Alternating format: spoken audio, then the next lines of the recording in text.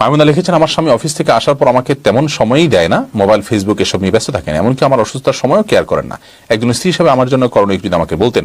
আপনার স্বামী যদি আপনাকে কেয়ার না করে থাকেন, তিনি অন্যায় করছেন এবং এই রোগটাতে আজকাল অনেক পুরুষ আক্রান্ত।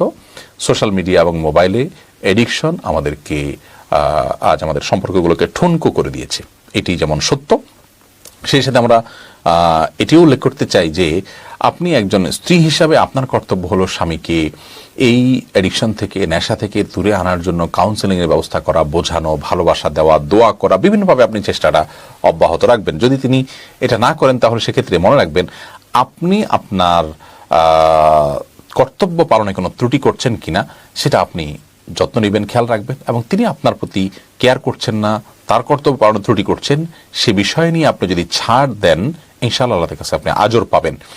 আর তিনি যে অন্যায় করছেন বা আপনার প্রতি অবিচার করছেন, সেজন্য তিনি আল্লাহর কাছে জবাবদিহিতার মুখোমুখি হবেন।